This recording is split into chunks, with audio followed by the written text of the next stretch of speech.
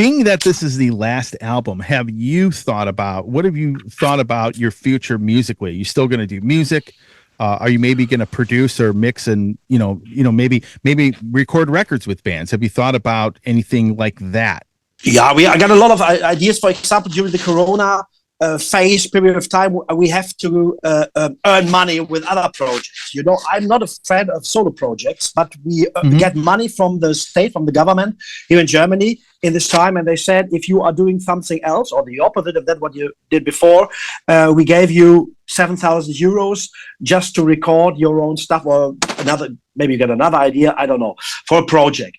And I choose to work with AI. I said KI in Germany, with künstliche Intelligenz. In English, they say AI, artificial intelligence. So sorry for that. The AI, I'm working with an AI piano, and I recorded my rock chansons, only the voice and the piano. That's it. And it was my solo project, and it works fine, and the people love it, and it was wonderful. It was not rock, it was not heavy metal. It's just my voice with a piano, very pure.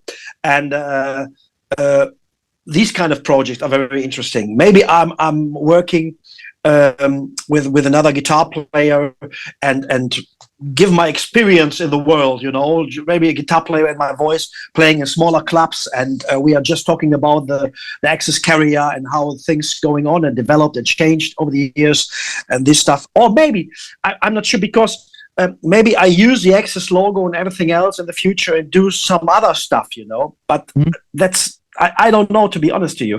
The people have to know that Axxis, what they expect from Axxis is now gone, and without Harry, I'm not able to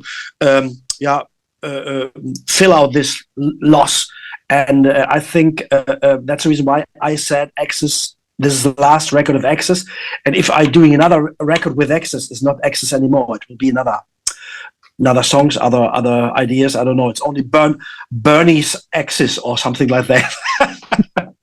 But you're still going to make music at some point. I will do make. Yeah, sure, absolutely, sure. Well, that's always a good thing to hear. And I'll be honest with you, I look back at your entire discography, and there's so much great stuff here that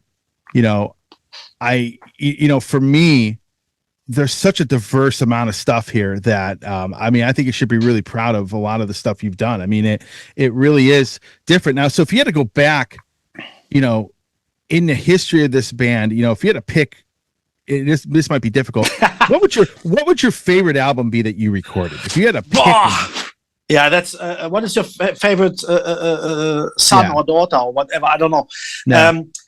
I must say, Kingdom of the Night was the most important record, because this was our ticket into this business. And this is because where everything starts. And even if we are greenhorns and we have no knowledge about recording an album, it was sometimes sometimes a torture in the studio to record everything. But on the other hand, this is the most important record for Axxis, because this is our ticket into the business.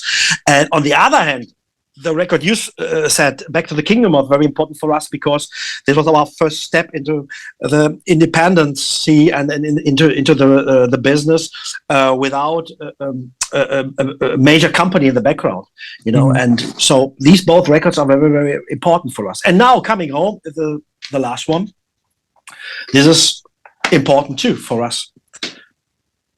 Yeah, I think, and again, I think it's great. Have you thought about some of the older albums? Have you thought about reissuing any of them? Is there any bonus material that maybe you could put on some of these in the future, down the road? No, but that's the reason why we just record everything on the best of again, a kind of collection of all the main songs that we did in the past during the EMI phase or during the EMI period of time, and there was one thing that was very interesting. The people told me that Voodoo Vibes is not in the streaming on Spotify or something. I didn't realize it by the way, and maybe that could be a good idea to re-record everything from the Voodoo Vibes to put it into the streaming market. But on the other hand, for these less amount of money, it doesn't make sense to record everything again. This costs a lot of money, and you don't get money back from this. Maybe that's the main problem. Yeah, Voodoo Vibes. If I had to pick an album that was the most difficult to find, It was that one. Exactly. Yeah. About the Kiss of Death from the EMI, our last records of the EMI, and to be honest with you, I love this record because we are working with drum loops and very, very modern stuff. But that was not good for the Axxis fans. That was too much. Yeah. The Axxis fans expect a classical rock album, and we are working with drum loops and modern sounds. And the drummer was only an instrument who playing just in the chorus lines, not the whole song through. Yeah. And that was sometimes strange for the people. But I love this album. Yeah, from the EMI era, believe it or not, either The Big Thrill or Matters of Survival are probably my two favorite albums. Matters of Survival, really? I thought. Okay. Yeah, Matters of Survival, I think is such a great record. I think it's highly underrated. The Big Thrill, again, it's more of a fun album. But those two albums from that era are probably my favorites. Yeah, and that was the experience with Keith Olsen in Los Angeles. That was wonderful. Yeah. That. To be honest to you, that was a main reason why we got all this. The input from Keith Olsen was one of the main reasons why we said we just be independent, just do it by yourselves and whatever. He got a lot of knowledge and we learned a lot of things from him, and that's the reason why it was our I think the impulse, the kick into the independency, and that was Keith Olsen's. Yeah, and you were always, and the other thing is, I went back to the last interview that we did, and I remember you basically saying, I'm perfectly fine with being the opening band. Yeah, I love it. Yeah. I love to be an opening band because if you are a headliner, everybody is gone when you're going in the venue. It's gone, just the fridge is empty. That's the reason why I love to be an opener. I don't know why it's early, it's not too late. Yeah. Yeah, I remember that. So, but anyhow, I almost feel like this band went through two different phases. You had the early phase, and then the phase from 2000 and on. And I think that the newer version of the band, the last 24 years, I think has been more consistent. As far as that's right. Because I record everything and I'm mixing everything. Mm-hmm. Maybe that's the reason why. That's we don't work with different producers. We are just producing all the stuff by ourselves and with the same, equipment. And maybe that's the reason why it sounds very steady. Yeah, it really does. Like when I go back and I listen, and go back and look at the eras of the band, a lot of the albums, during the EMI era were very drastically different from each other. Yeah. I mean, like different producers, correct. But now, and musically, the newer stuff is different from the musical aspect, but I think the consistency of how good the albums are is a lot, for me is there from the last 24 years compared to what it was in the early days. And I always thought that when you did the Kingdom of the Night 2, for example, you had the Black Edition and the White Edition. You had two albums come out at the same time.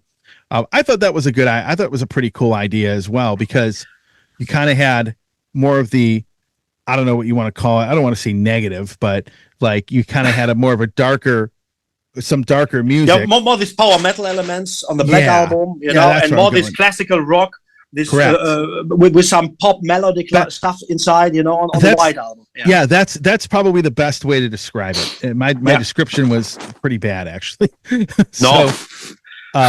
But it's pretty cool. So, out of curiosity, you're going on tour. This is your last album. Have you thought about recording a live record? I think, I saw all these people in the audience record everything with their iPhones. Everybody got this private concert on their phones right now. Why should I invest a lot of money in producing a live record? We got a live record already in the market. We are playing the same songs anyway. We just add some new stuff into the order of the songs, and that's it. And so it doesn't make sense to record a live album. We got Accessible Areas at the beginning with Rolf Hanekamp. That was a great record. We got this Bang Your Head Festival Blu-ray live recording. We got the 25 I don't know, anniversary show. This booklet stuff where we put all these recordings of the fans together. The first booklet we ever did of a recording in the Zeche Bochum in Germany, and that's enough. I think that's. And we have to play Living in the World for the fifth time again, or we record it again. That doesn't make sense, No, I got you.